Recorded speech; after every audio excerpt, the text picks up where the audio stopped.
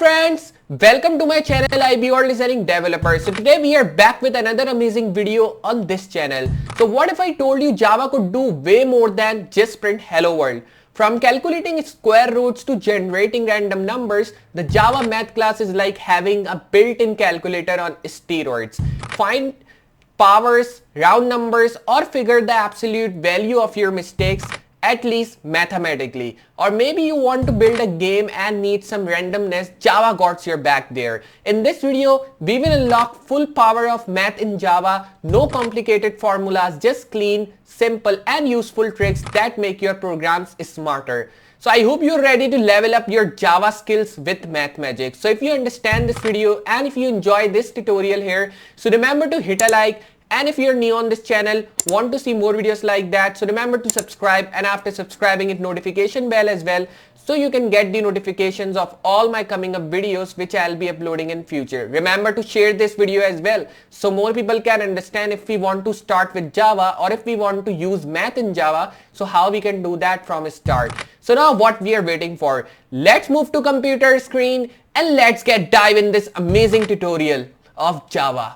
Alright, so we are on the computer screen, and like I've told you in the start that today in this video I will be telling you that how you can use math in Java, or what's the purpose to use this math in Java, or how we use it in Java. So to use the math, the Java math class has many methods that allows you to perform mathematical tasks on numbers. So it is saying me that if you want to use math in Java, so there are many methods that allows you to perform mathematical tasks on numbers. Means if you want to use math in Java, so obviously you need to use math on numbers, means you can just use mathematical task on numbers. So first task which you can use in mathematical numbers, you can use as math.max. And how you can use this math.max, you can just use this math.max by adding this tag, or you can say this function, and in this function you can add your values which you want to add. Like if you are adding x and y as variables, so you can use your values as x and y. Here we are writing the math.max x and y method can be used to find the highest value of x and y. Like if I am adding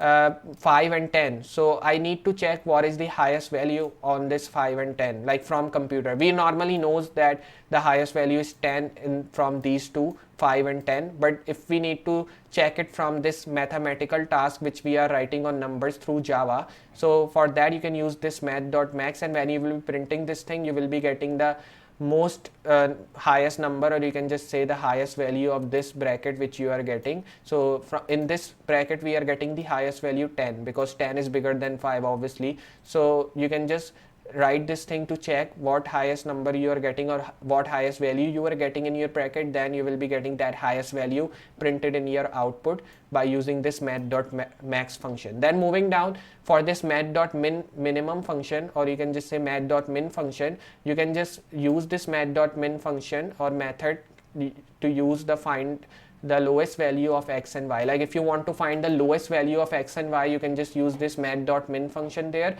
And if I add 5 and 10 in my math.min function, so I need to check what is the lowest value in this bracket. So obviously lowest is 5, so that's why when you will be printing this math.minimum function, so you will be getting output as 5, because 5 is minimum than 10, and we are only writing two values, so that's the reason you will be only getting 5 printed.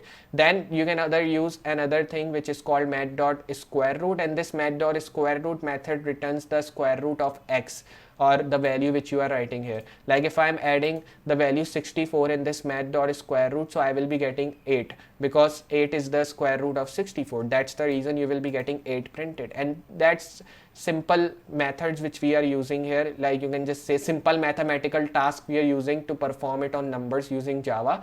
Then there are some other methods which you can use, like math.abs, and this method returns the absolute positive value of x. Like if you want to see, you can just use this function here. Then if you want to see random numbers, you can just use this math.random to return a random number between 0.0 inclusive and 1.0 exclusive. So you can just get more control over the random number. For example, if you only want a random number between 0 and 100, you can use the following formula. You can use init random num equal to init math.random multiply by 101 and just close it. So you will be getting any random number printed between 0 and 100. When you will be printing it again and again, you will be getting a different number because you have printed this thing and this. When you print this thing in your Java, so you will be getting different numbers printed between 0 and 100 again and again when you will be printing it. So I hope you understand how we are using these mathematical task or how we are using these different methods to use it in Java as math in Java. So I will be moving on to my NetBeans IDE here, and I will be removing all the things which we were just working in the previous video.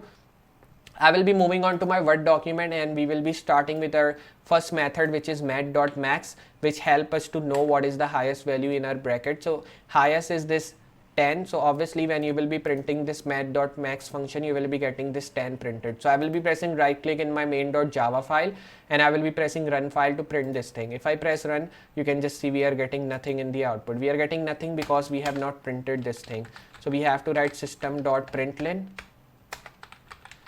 Sorry, we have to write system.out.println, and we have to just take this S in capital like this, and then I will be pressing, I'll be making these brackets here, and I will be now copying this thing from here and I'll be pasting it here. So just move here and then paste it like this.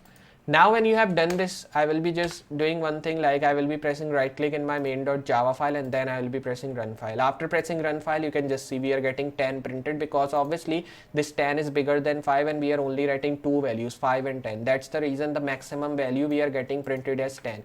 If I write 20 here with 10, so now you will be getting three values. You are getting three values. If I run it, you can just see it is giving me an error, and it is giving me an error because in math.max function you can only use two values. So we are using 5 and 10 and still we are writing 20. That's the reason we are getting an error, because you can maximum use two values in math.max function. If I write 50 in the place of 5, or if I write you can say 550, so obviously you will be getting this 500 in your output because 500 is bigger than 50.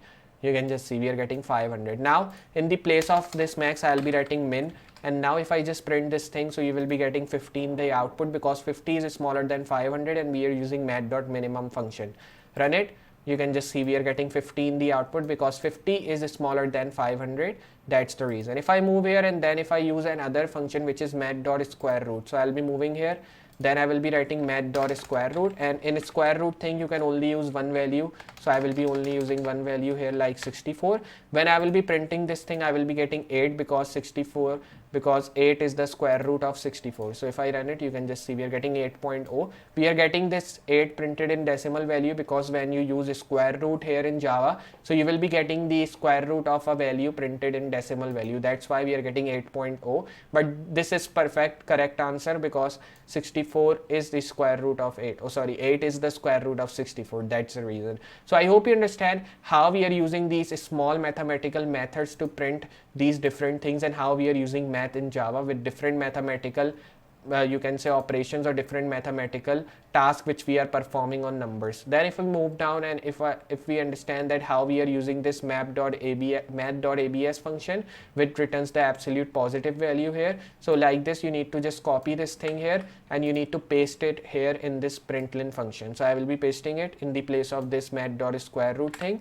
Then I will be now running this. For running, you can press right click and press run file. So you can just see we are getting 4.7 in positive because we have written it in minus, but when I have printed here, we have just getting this 4.7 positive, means we are not getting this minus sign printed. If I add minus you can say minus 10, and then if we run it here like this, so you will be getting 10 printed because we are writing this minus 10 here, and this abs function just make the output positive. That's the reason we are getting 10 positive value and we are not getting this minus which we have written in start. If we just make it 10 only, and then if we run here, so now you will be getting 10 again because this thing only just print the positive value, not the subtracted value which you are writing here. So I hope you understand how we are using this method here in which we are returning the absolute positive value here, and that's the reason it is called as math.abs. It's short form and the full form is absolute positive. Then if we move down, if we want to print different random numbers, so you can just use this thing here. So I will be just copying this, moving here, pasting it here like this, and then I will be just copying this random number variable which we have written, and then I'll be pasting it here. Then if we run it, so you can just see we are getting a random number between 0 and 100, which is 52. If I print it again, you will be getting another random number. So you can just see we are getting another random number as 27. If I print it again, you will be getting a different random number. Run file, and you can just see this time we are getting 100. Then if we run it again to check what we are getting output, so you can just see again we are getting a different random number. So this is the way to use math in Java, and this is the way to use this random number variable to print different variables or different numbers between 0 and 100. You can make it 201 as well. So now you will be getting random numbers between 201. So if we run it here, so you can just see we are getting 174, because now I have printed multiply by 201. So you will be getting random number printed between 201. If I run file again, you can just see this time we are getting 95. If I press run file here, so we are getting 44. So like this you will be getting random numbers between 200 this time, because we have written 201. So I will be changing it to 0 to 200. So I hope you understand how we are just using these things and how we are using math in Java to print different things, and we are using different mathematical operations or different mathematical methods as well on numbers to perform math in Java. So if you have understand this video, and if you understand how we are using math in Java and how we are using these different mathematical functions, so remember to hit a like to this video. And if you are new on this channel, want to see more videos like this, so remember to subscribe, and after subscribing, hit notification bell so you can get the notifications of all my coming up videos which I'll be uploading in future. So I hope you understand this video from start. So you can just check out my playlist as well, in which I have covered up many videos related to Java. So you will be having a good understanding that if we are working with Java, so what we need to understand, how we can start with Java, and as a beginner, what things we should know when we are working with Java. So I will be just meeting you in next tutorial or in next project using Java from start. So for today, goodbye.